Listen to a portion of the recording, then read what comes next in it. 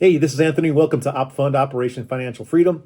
This is going to be a little bit of a different video. I want to speak to you and express a couple of key points about how to accomplish financial freedom that I think a lot of the videos that I've been watching too about this over the course of years and people that I've been talking to, a lot of pros out there, they don't stress this enough.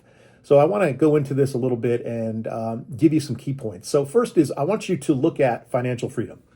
What is it? And I want you to define that. What does that look like to you? I know what it looks like to me.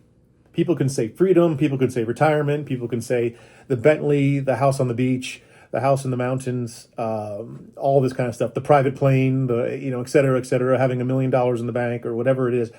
They can define that. And that's the occurrence that I see. A lot of times when I'm talking to folks, they default right to the math portion of it.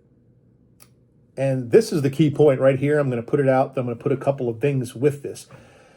The key to financial freedom, here it is. I'm going to say 95% behavior. So what does that mean? It means your emotional state. How are you around money? Are you a free spirit? Do you just go and spend and not really track?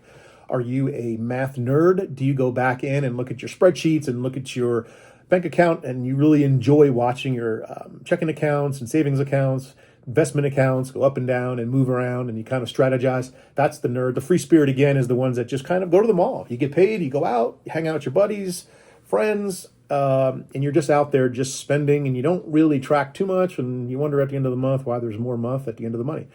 But so that's that. So behavior is a key point to this, and you really got to understand what is your behavior and how can you adjust it. First is the emotional state. A lot of times spending money is very emotional. Something will occur in our lives and we feel that we're entitled. We feel that there's a reward and we just go and we just spend. Mid-month, end of month, beginning of month. That's one thing. Yeah, so there's a lot of occurrences here during our month or during our months or year that we're just spending out of emotion. Emotionally shop, emotionally buy. We're triggered by advertisements. We're triggered by the credit card points. We're triggered by all of these schemes that are out there. These businesses spend billions of advertising dollars to attract you to think that you're getting over on them with some credit card points or the Dillard's card or the Kohl's card or the Costco card, Walmart card, Target card, etc. They spend billions of dollars, billions, to get you to convert and to make it as frictionless as they can.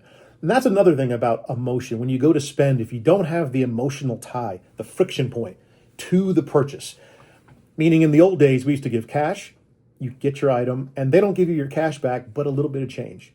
There was a little bit of to that purchase. Think about if you're going to go buy a car and you saved up for months and months and years and you have $18,000 cash and you go to spend it. How does that feel? Just think about it. Just writing the check. Because I remember when I first did that and I wrote the check, it was 20-something thousand. And I didn't even know how to spell 20-something thousand in that next line. And it was very awkward. It had a lot of friction to it. So it really made me think, do I want to spend it all? Because then it puts you in a state of mind where you're saying, you know what, maybe I'll get a least expensive car now because I don't want to spend all 22,000, maybe 18. Can I find value? It just slows down the emotional process. If it's on credit, you don't even see anything. They just run numbers. They kind of slide a document over to you, slide it back, or you do it 7.99% for 87 months. I don't know, whatever it is. The more friction these companies can take out, the less emotion you're going to have in it. And that's what they're looking for. So there's emotional sides on each. One, you're overreacting with emotion. You go out and spend. Number two is the emotion of the friction points that are just being pulled out. Now, keep in mind, now what they're doing is you literally can just open your phone, tap. You can take your card out and tap and go. So the more friction they can take out, the better. And I read somewhere, maybe last year, that when Amazon purchased Whole Foods, one of their concepts was to take a cart, put in, what is it called, an RFID chip or something in that, and you go shopping around and you ultimately load up the basket and then just leave. Frictionless. And they're hoping that you don't even add that up until you get home and then you get a ding, $186 when you plan to spend $125. So let's go to spending. A lot of emotion is built into budget. Budget, budget, budget. You go over the budget. One emotional issue at work, spouse is annoying you, kids are doing something, more volunteer hours at church, whatever your life is, you feel like you're entitled. There's like this entitlement saying, all right, you know what? In the middle of the month, I'm going to spend more. The key is you didn't budget for it. So to pull out emotion, a tactical approach here is to put a little money in there for fun. Put a little money in there for these issues, these things that may come up while you're taming emotion, while you're practicing to calm it down, to be able to make wise, calm choices when you're out there spending during the month. And if you go ahead and put $100 in your fun account, what that does is, here's the key. It actually gives you permission to spend. So a budget is not something that we slide across a table and we say, here's your restrictions. So get this mental approach down. Budget is permission to spend. $125, that goes towards your electric. $100, that goes towards your fun money. $600, that goes towards your going out to eat money. That's a lot, but going out to eat. $700-800 if it's just you and your spouse, maybe a kid, for food shopping, et cetera. So it gives you the permission, and then it's pretty cool. At the third week of the month or so, you might look at your clothes budget and go, I got $86 in there. Or if you didn't spend from the month before, you can tag that over, and you may have 86 for this month and another 100 coming over, and it gives you the permission. You go to the mall and have a good time, get that pair of jeans, get those sneakers that you always wanted, and that's the permission, and that's the beauty of it. It gives you the ability to go and spend, but with the mentality of being a steward. Now on investing, the mentality around investing is kind of fascinating. People that I chat with, they're under the impression, and I don't know if you are or not, but if just hear this. People are under the impression that investing, there's some secret trick to it. There's some emotional tie to the latest and hottest stock, crypto, mutual fund, land buy, house buy, marketplace, rentals, flip, whatever there is, BRRRRs, I hear. All of these things, that there's this trick to investing to get you rich.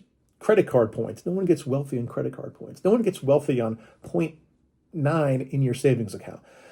It just doesn't happen. Wealth is built on a high level of stewardship, commitment, meaning every month you're going to invest, and it's slow and steady investing in a good S&P 500 fund.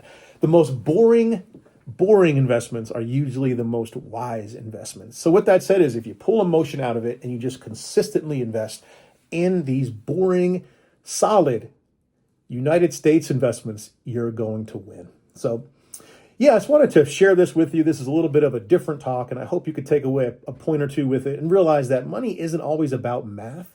Money is a lot of times, 95% of the time, it's about emotion. It's about how you handle it and what you're actually doing versus what you put down and what you've added up and what you've divided by and think you're going to accomplish that, because it usually never happens.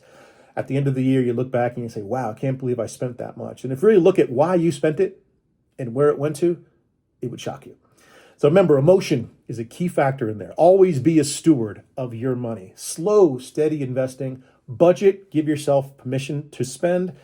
And I wish you a lot of blessings out there. Subscribe, like, write me if you have any questions. I am here to help you. Take care.